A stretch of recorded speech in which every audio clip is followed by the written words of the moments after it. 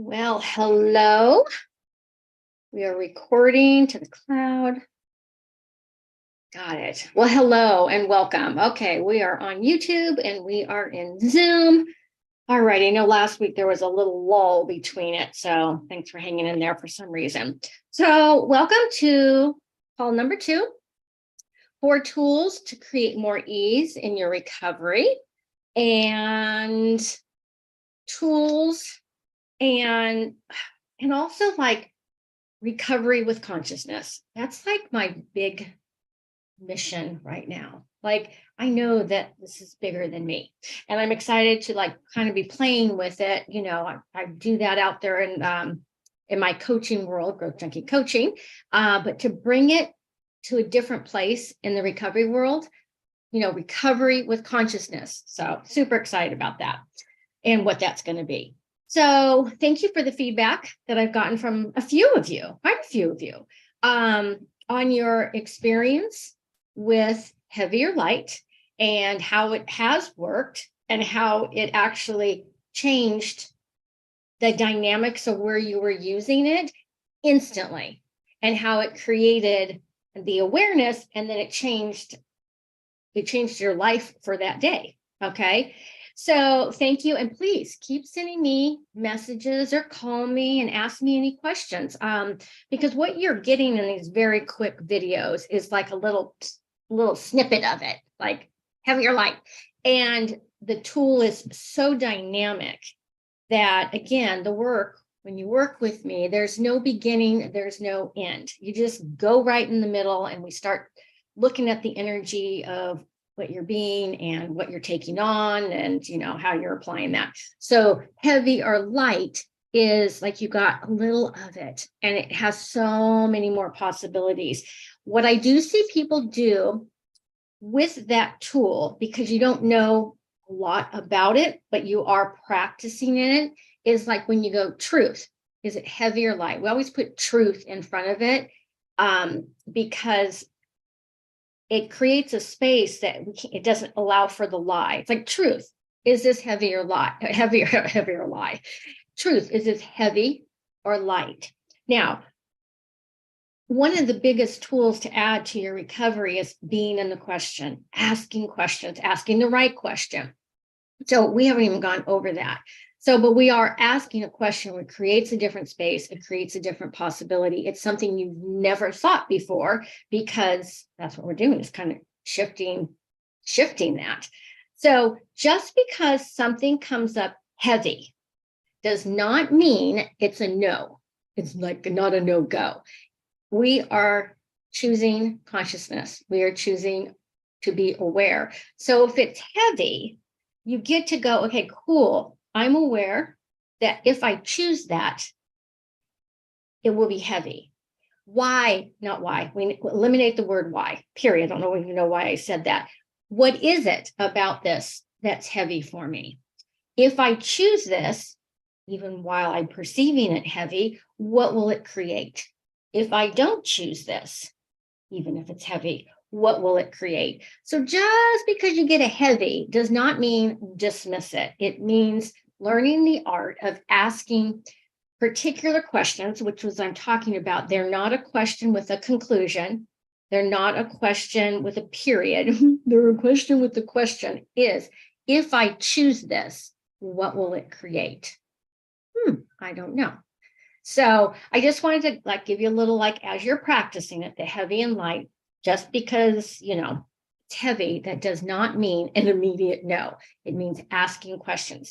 And the work that I do and in my life is asking these questions so that, and they're weird, and then I throw that clearing statement on in the end. We haven't really talked about that, but it's created so that it brings up the energy of a question, and you don't have an answer for it. It kind of fries the brain from trying to figure out what's right or wrong about it. So it's kind of like you ask this question, you're like, what? And then you have to stop because you don't have an answer for it. All you can do is choose to be with it, and the pop of awareness and consciousness, and like a little nudge or you'll get like a little indication of like, oh, that's it. So there you go. So we ask these fun questions. There we go. So we're going to talk about who does it belong to today? Who does it belong to today? It's a great one. Again, you're getting like a little taster of it, and that little taster of it can change everything. Stick with the work with me more, be in some of my groups, be in the memberships, be on my free stuff, and continue to practice and add the 800 million other tools there are, but these are the basic 4. Who does it belong to? Allows you to clear your head. Heavy or light was a tool where we're trying to figure something out. So remember that everywhere that you're trying to figure something out, you might pull in the energy of heavy or light. We also want to eliminate the word trying. Okay, that's another class, but our words create everything. They create everything. So if you're not sure what the point of view is on the word that you're using, it can actually destroy what it is that you are choosing. So who does it belong to is a tool that where you can't handle a problem. The other one was trying to figure it out. And this tool is about like why, a place where you can't handle it. You can't handle a problem that isn't your problem. But we try to figure that problem out because we've decided it is our problem to figure out. Okay, so this could go in so many different directions. I'm going to keep and try and keep it like here with a couple examples. Is the question is that you'll start to practice simply looks like this. Who does it belong to? My eyes went off. Who does it belong to? And what we're doing is we're learning how to be an energy, which we already are, that gets us to kind of stop the brain, busyness, to try and figure out, to handle this problem, and just go to this beginning place of like truth. Who does that belong to? So let me backtrack a little bit. The one thing that I love about energy work is that it goes right to the meat of it, and we can clear it. Like when you try to, somebody just be in meditation, be quiet, or just like in your own world, and you cannot get your head to stop chattering. And your head starts to fill up with all these thoughts, these feelings, and these emotions. And I'm going to give you a number, and it's kind of just a number they created, but it's to get an impact of you, like 98% of your thoughts, feelings, and emotions do not belong to you. I always let everybody settle with that for just a minute. Okay, it's a number we use, but it is to give you the impact. And kind of almost that is 98% of your thoughts, feelings, and emotions do not belong to you. They belong to everyone else. But you are not aware of that, and it often feels like it's yours, even if it's not. Okay, so I can go so many places with that. So when we come into this world and we're little people, little babies, we don't have who does it belong to, right? We're just like this open, beautiful, infinite being space. And we start to get, for a better lack of words, programmed into survival. We start to learn what is everybody else's so that we can function in that. And we learn to know what's right and wrong, and that this is the way that mom does it. This is the way that dad. And so like in that 2 to 7 year old range, we're really starting to integrate everybody else's thoughts, feelings, and emotions. Okay. Now there's different levels, that's not even the right word, of capabilities and capacities as we get older. So if we know that a lot of that stuff that we are functioning from right now, or that we think is still true for us, 98% of it doesn't even belong to us. We've never actually stopped and been conscious enough and be aware enough to go, truth, who does that belong to? Did I talk about the lopsided turkey on the last call? I apologize. I do talk a lot, different groups, but I don't want to repeat myself. But it's the same stuff, same theme as the lopsided turkey. Like whose point of view was that? And why am I still trying to, oh yeah, I think I did, right? Shove the turkey into the space? I think so. So 98% of your thoughts, feelings, and emotions do not belong to you. They belong to everybody else. So hang in there with me. So if you are extremely sensitive, intuitive, empathic, psychic, and everywhere that word psychic lights you up, psychic is just the level of what your awareness is. I'm a graduate of the Berkeley Psychic Institute that I went to, Southern California Berkeley Psychic Institute. I went to for a year and a half, very intense. But it was about, again, I have a high level of perceiving. I read energy from people instantaneously. And most of you probably do, but you're not aware that you do. Or if you know that you're aware of, but you don't have the tools. Most of our addictions and, well, I can't say that because it's for everybody. But what if you came into the world and your like ability to perceive, know, be, and receive all of this information, right? And you didn't have the tools to know that none of it belonged to you. And you actually had your own, but you couldn't even find that. Remember, under the pile of shit is the pony called you. And that's what we're looking for. You, the infinite being. And all of this other stuff is it's all this other stuff. So the tool, who does it belong to, is so simple. And again, we're getting just one level. It's like just asking the question. When I'm with clients, especially when I'm doing bars clients, that's a modality I do for coaching through the body or doing verbal, is like just when you're in your body, like, and you're talking about something and you're trying to handle a problem, when you're trying to handle a problem and you can't figure it out or fix it, it doesn't belong to you. It is somebody else's. So you just ask this question of the energy, truth, who does it belong to? And you will get a ping. And if you don't get a ping, this is not a right or wrong thing we're doing. We're learning how to be conscious. But if you get this, like usually people are like, oh, that's not even mine. Then you return it to sender with consciousness. That's all. You don't need to know more about what it's doing or how it's doing, but everything is energy. So you ask, the whole thing, ask and receive. You ask and return to sender with consciousness, and that energy goes back. Now, I have lots of studies, like I was saying, being a graduate of the Berkeley Psychic Institute, where we learned a lot of different ways to perceive and read that energy with really intense tools. Like it took a lot. Access tools are pretty pragmatic. Like I don't have to go into this whole thing. I can just say, who does it belong to? Okay, cool. Return to sender. And then you start to ask questions. Well, if that's not mine, then what's true for me? And then that's where we start to ask the questions. I don't know what is true for me.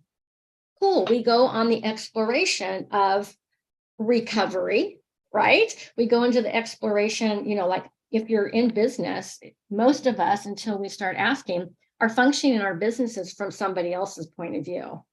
That's a dynamic place where I literally have humongous transformation for people who use me for the work with that to find out who they are in your family dynamics. So choice creates awareness. So that's what we're doing. We're like choosing truth. Does that belong to me or somebody else? And here's the thing you don't need to know. That's what I love about it. You don't need to know. The energy will dissipate and then you will have you. Okay. You may not know what to do with you, because if you're somebody who's always in somebody else's stuff, trying to handle something, and I ask you to go, who does it belong to? Return it to sender. And all of a sudden you're like standing there energetically all by yourself. You might get bored because you're a person who likes to help. You like to heal. You like to be part of people's lives. And there's to a level of where we're being into people's lives, where we're destroying both us and them. Okay. So this is kind of like another, again, call number 500. It's just like right now. Here's a great way to go. Who does it belong to? This is so great. Like I said, I'm super conscious, aware, psychic, whatever you want to call it. Last night, Max and I were out to dinner, and this is how I have to work with it. Is I can be, and you may relate to this, and this is where who does it belong to? I'm sitting eating dinner with Max yesterday, and I am completely conscious of what the lady is talking about behind us. She's talking about her new job and the firing and somebody and blah, blah, blah. And then over the next to me, there's 2 kids and 2 moms, and they're having this conversation about the kids and stuff while I'm totally present with Max. Okay. And behind me, I'm aware of the what's going on in what were they doing with the food servers? So is there anything wrong about that? No. If you don't understand it, it might make you crazy, which it did for a long time, because I'm like, wait a minute, I'm present here with him and I'm energetically with everybody else. Okay. And another place to do that. So when I do that, I there's a whole nother procedure. I'm aware of that. And I'm like, cool. It's a capacity I have, bring it back.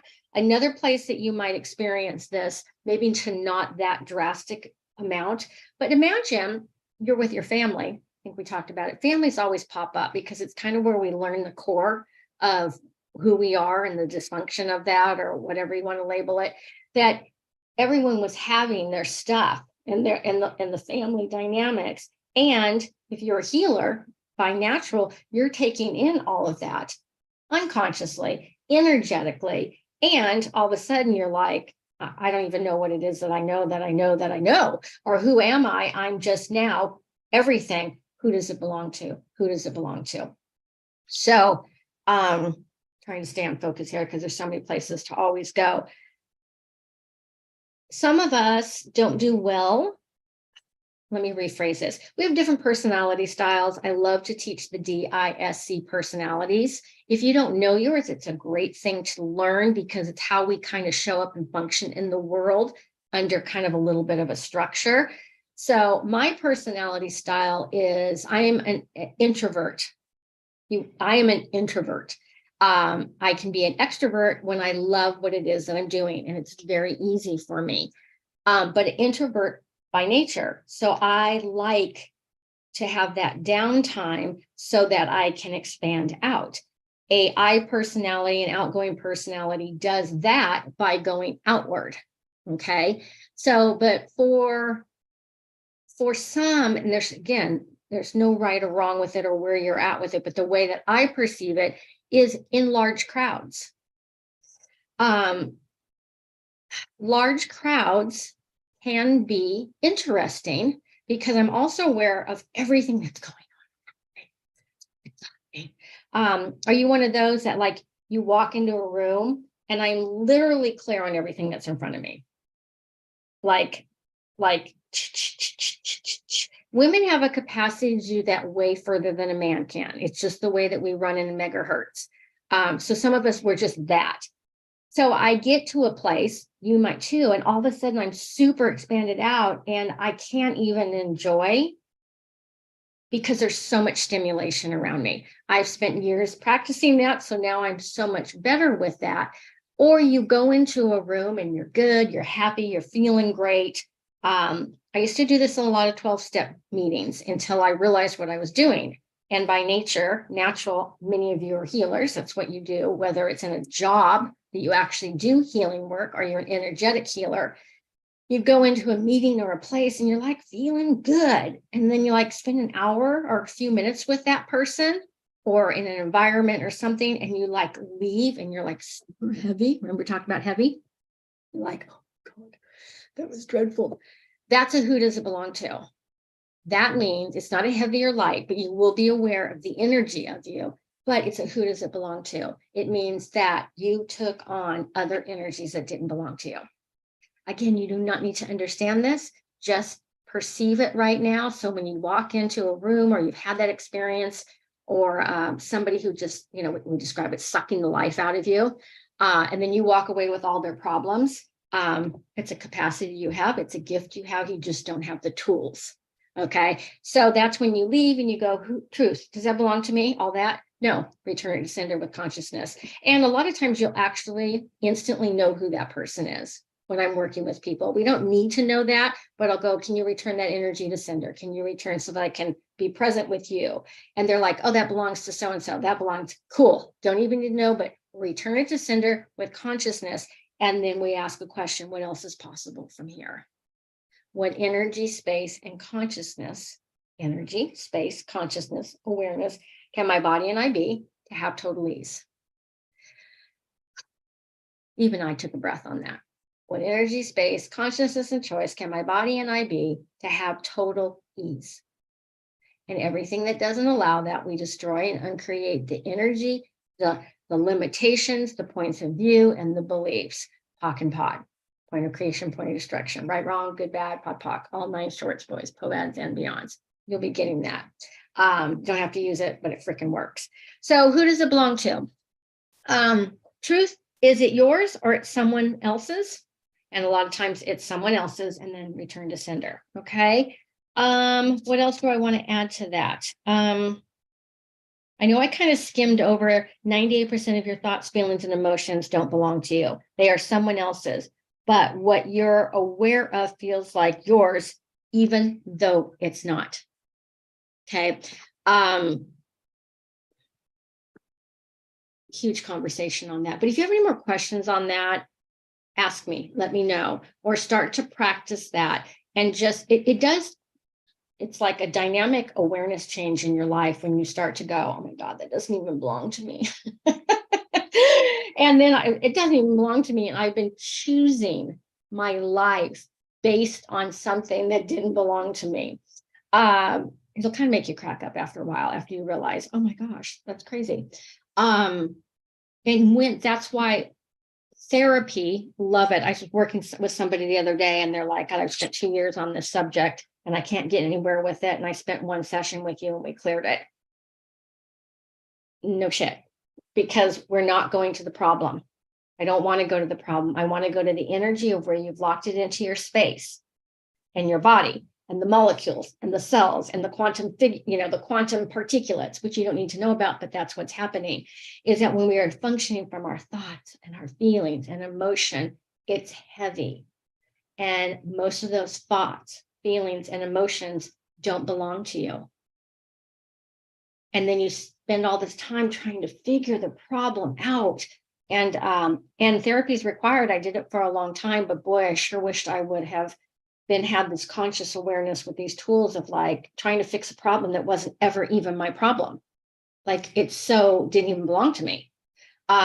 So mindset work is fabulous too. It kind of gets you into that, mindfulness, positive mindset, but I am going below that and above that and around that to clear those. Who does it belong to? It doesn't belong to me. Cool. Return to sender. What else is possible? And I've never considered in my life, my living, and my business. What energy, space, consciousness is something to say to receive with total ease. We all want ease, but no one has it until they start choosing it. Because we also have a shitload of point of views that you can't have ease in your life.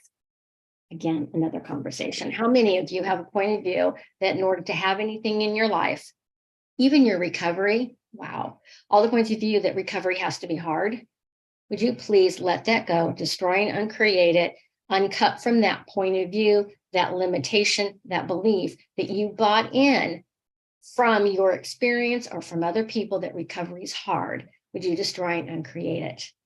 Pock and pod. So just choosing recovery is the choice. Choice creates the awareness. And from there, we can choose to have these tools and to choose to create and have ease in our recovery, which is what I have today, which is what I'm sharing with you as a contribution to you.